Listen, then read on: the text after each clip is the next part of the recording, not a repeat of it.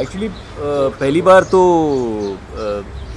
2016 में लगा जब पोस्टर बॉयज़ हिंदी डायरेक्ट की थी एंड सनी पाजी is actually instrumental in making me a director because हम उनको खाली कहानी सुनाने गए थे पोस्टर बॉयज़ की, उनको अच्छी लगी। उन्होंने पूछा डायरेक्टर कौन है, मैंने कहा पता नहीं सर ढूंढ रहे हैं, तो मैंने कहा तू कर ले, तो वैसे मैं कूद गया और मैं वो बन गया।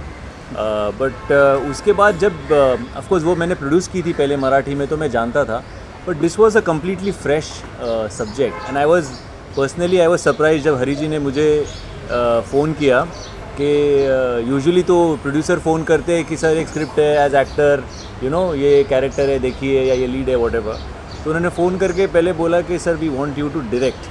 तो मैं भी थोड़ा सरप्राइज़ हो गया था कि ये अचानक से क्या हो गया, ये नई दुकान खुल रही है।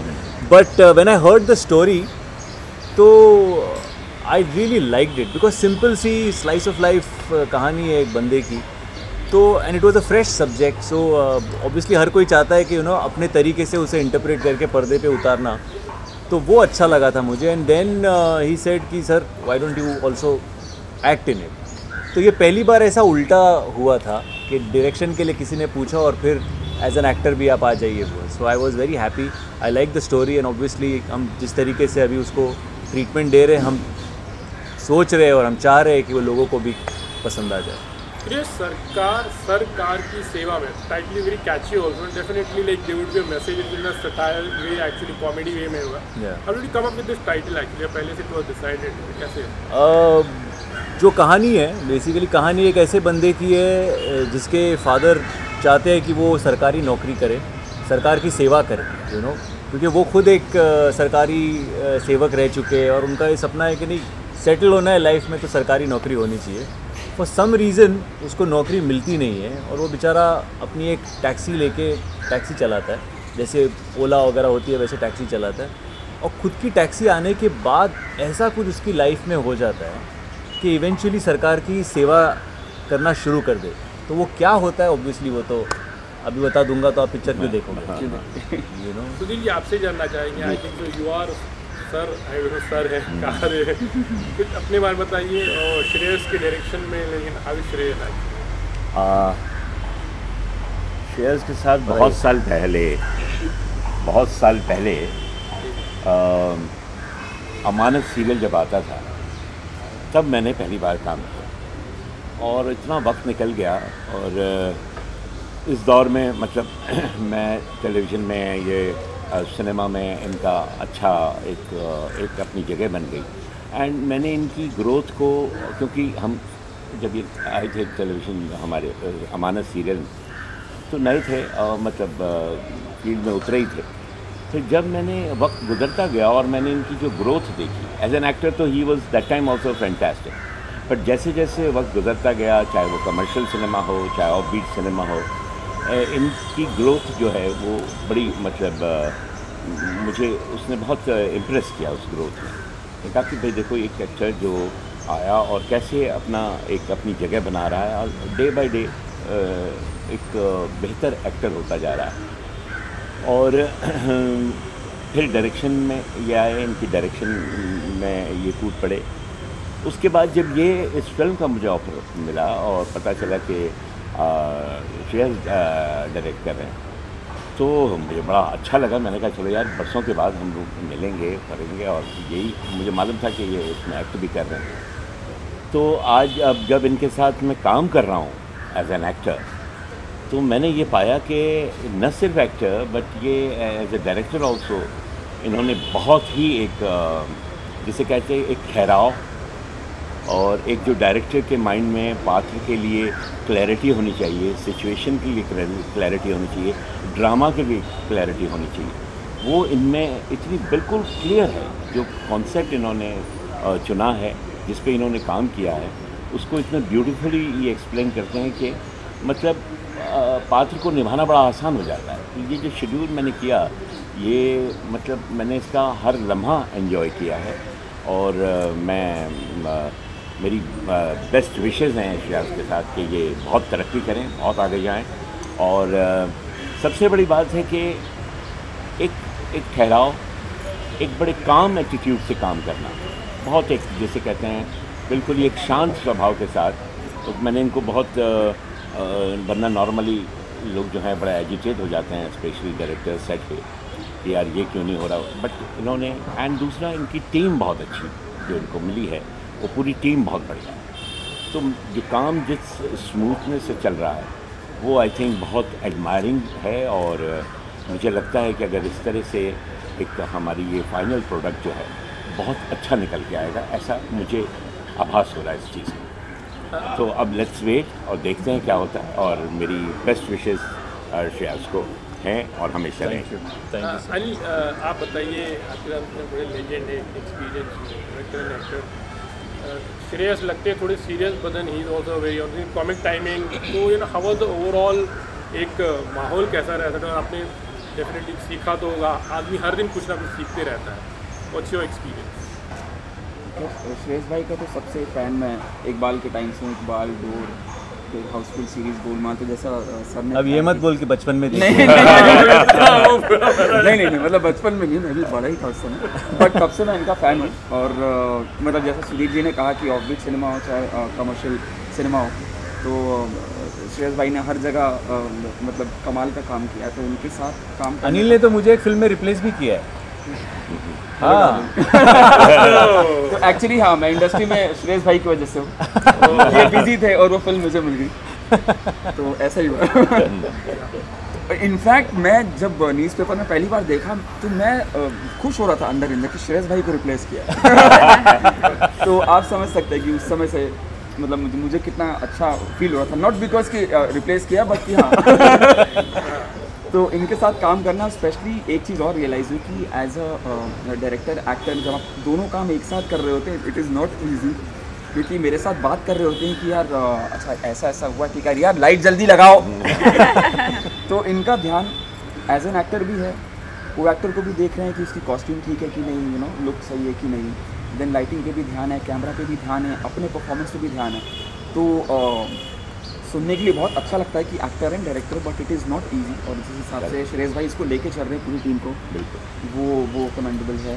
और आई फील वेरी लकी इनके साथ काम कर रहा हूँ। ऑब्वियसली सुधीर सर हैं, पूरी टीम है, बट अच्छी फिल्मों का पार्ट होना, एक अच्छी आपको फिल्म मिल जाना जिसकी स्टोरी ओवरऑल अच्छी, ना कि आपका किरदार बल्कि सारे कैरेक्टर्स और स्टोरी लोगों को पसंद आ जाए, तो वैसी फिल्म का हिस्सा बनना ही मैं समझता हूँ कि बहुत आप लकी हैं अगर आपको ऐसी फिल्म मिलती है।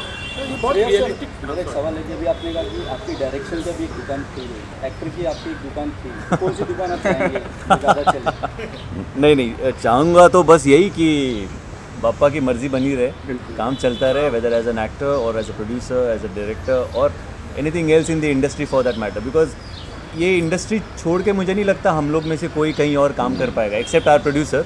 वो बाहर काम करेंगे तो हमारे दुकान चलता रहेगा। But I think we find ourselves very honoured and very lucky कि यू नो हमें रोज़ एक अलग अलग किरदार करने का मौका मिलता है। स्पेशली जब आप डायरेक्ट कर रहे हो तो आप it's like delivering a child, you know आप उसके स्टोरी पे काम करते हो, किरदारों पे काम करते हो, फिर सब एक साथ आता है, फिर उसका editing, sound mixing, background score, वो सब करके जब आप डिलीवर करते हो तो एक अलग सुख मिलता है। So I think we just consider ourselves very fortunate कि एज एन एक्टर हो, डायरेक्टर हो, काम चलता रहे। स्पेशली इन दिस सिनेरियो, जब हमने पिछले 2 साल में देखा कि कितना हर एक को इतने प्रॉब्लम्स हुए, अभी भी चल रहे हैं, इतना नुकसान हुआ है सबका, लेकिन कहीं ना कहीं जब काम आता है तो हम बाकी सारी चीज़ें भूल जाते हैं, बोलते कि चलो इस पे फोकस करते हैं, ये चलेगा तो सब चलेगा। और खुद को जब आप डायरेक्ट करते हैं तो सोचते कि मैंने ठीक कर दिया है, तो कैसे करते हैं? हाँ यार, ये मतलब बड़ा क्या बोलते हैं डिलेमा वाला चीज़ होता है। बिकॉज सबसे पहले तो सबकी लाइनें याद होती हैं, मेरी लाइनें याद नहीं होती। तो मैं बार बार पूछता रहता हूँ मेरी क्या लाइनें है, मेरी क्या लाइनें है, बिकॉज बाकी चीज़ों पे थोड़ा सा फोकस रहता है। बट उसके बाद मैं चेक करता हूँ, and like Sudhir ji just mention कि अगर आपकी टीम अच्छी हो तो फिर आपको फिक्र करने की ज़्यादा ज़रूरत नहीं होती। And I think I am blessed with a very strong team. फिर चाहे वो हमारे क्रिएटिव डायरेक्टर संजय उपाध्याय हो, या हमारा एसोसिएट सुनील हो, या बाकी हमारी सारी टीम हो डायरेक्शन की, सो वो they are very strong. And they also I think माहौल जो सेट पे है, हर एक बंदा खुल के आके बता देता है कि अगर नहीं ठीक हुआ ना, तो मतलब कोई 4th असिस्टेंट भी रहेगा तो आके बता देता है कि सर ये ना मज़ा नहीं आया, या लाइट असिस्टेंट कोई है तो बताया था कि सर एक और हो सकता है, थोड़ा मज़ा आएगा, उनके चेहरे से भी पता चल जाता है आपको, तो आपको लगता है नहीं ये कहीं ना कहीं बात बनी नहीं तो एक और करते हैं। तो आप सुन लेते हैं, बात मान लेते हैं। हाँ, मैं तो थिएटर के दिनों से हमारे जो बैक स्टेज के सारे बंदे होते थे वो तो सीधा मुंह पे बोल देते थे आज शो बड़ा गंदा हुआ तेरा। तो वो I think it's very necessary कि उनका फीडबैक हो, वो जेन्युइन रहता है, और वो अगर नहीं मानते हैं तो फिर आप समझ लो फिर ऑडियंस का फीडबैक चेंज नहीं करता। बहुत ही फैंटास्टिक है एंड सर के अंडर काम करना और उनके डायरेक्शन में काम करना वाज अमेजिंग। और सबसे अच्छी बात सर की ये है कि उन्हें पता है कि मुझसे कैसे काम निकलवाना है, मेरी साइकोलॉजी वो समझते हैं, which made my journey very easy. और एट टाइम्स अगर मैं एग्जैक्टली वो डिलीवर नहीं कर सकती because he is an actor as well, तो एग्जैक्टली वो मुझे दिखा देते थे कि तू ये कर दे और मैं उसको कॉपी पेस्ट मार देती थी एंड ही वाज हैप्पी। तो मेरी लाइफ बहुत ही ईजी थी एंड ऑफ कोर्स मैंने इस कैरेक्टर को बनाने के, when I was told about this character, तो मैंने होमवर्क मैं पूरा करके आई हूँ। There are my 2-3 people I know who are like this. तो मैं उनसे बात करती थी, नॉर्मली उनको पता नहीं होता था कि मैं रिकॉर्ड कर रही हूँ, तो हाउ दे टॉक, ये डेंजरस है। और उनके एग्जैक्टली जो वर्ड्स वो यूज़ करते हैं, जो उनका लहजा होता है और वो एक्सेंट जो यूज़ कर रहे हैं, मैंने 2 सिर्फ जन को मैंने फॉलो किया और उनको मैं बहुत सुनती थी। I wanted to be very authentic और मैंने ट्राई किया एंड इस लुक को भी करने के लिए क्रिएटर ने बहुत हेल्प की और मैंने उनसे भी उनके रेफरेंसेस काफ़ी लिए और आई टू फॉलो कि वो क्या पहन रही हैं एंड ऑल दीज थिंग्स मैंने ट्राई किया, तो मेरी लाइफ बहुत इजी रही यहाँ पे। एक छोटे टाउन के हीरो टाइप के आप लग रहे हो ना, सुपरमैन टाइप के, तो क्या है कुछ जानना चाहेंगे आपसे भी। ये निखिल है हमारे इसमें एक बहुत ही SRK नाम का कैरेक्टर है उनका, तो वो फिल्म में आपको पता चलेगा SRK क्यों है क्या है, but yes Nikhil. First of all I really want to say thanks to everyone and other thing is that sir जो हमारे हैं कैसे सर, क्योंकि is like a dad first of all, because मैं तो छोटा हूँ ना। हाँ तू बड़ा छोटा है। मुझे मतलब बहुत कुछ सीखने को मिल रहा है जेन्युइनली। डांट भी पड़ती है कभी बार थोड़ी थोड़ी, ऐसा नहीं है, और जब डांट पड़ती है अभी क्या हुआ, आप लोग जब हमारा सीन चल रहा था ना आप सब आ गए और मुझे पता है सब प्रेस आ गई है और फिर मैं शांत हो गया थोड़ा। नहीं तो निखिल का है ना इंजन अलग से सुबह स्टार्ट करना पड़ता है, रोज सुबह एक इंजन अलग से धक्का स्टार्ट करना पड़ता है, वो स्टार्ट होता है उसके बाद फिर दिन एकदम सही होता है। बढ़िया है, मैं गलती करता हूँ लेकिन जो उनसे पता चलता है कि ये ऐसे करना है तो फिर वो चीज़ मैं करता हूँ, तो फिर मैं पूछता हूँ सर अच्छा किया, तो तारिक बोलते हैं कि अभी तूने बढ़िया किया है, तो फिर थोड़ा कॉन्फिडेंस आ जाता है। और I think I am blessed that I working with them everyone. सब सर को मैंने बचपन में टीम में जेन्युइनली देखा है। बचपन का प्यार मैं बहुत छोटा हूँ, भूल नहीं जाना। मैं बहुत छोटा हूँ। मैंने भी श्रेयस भाई को बचपन में देखा।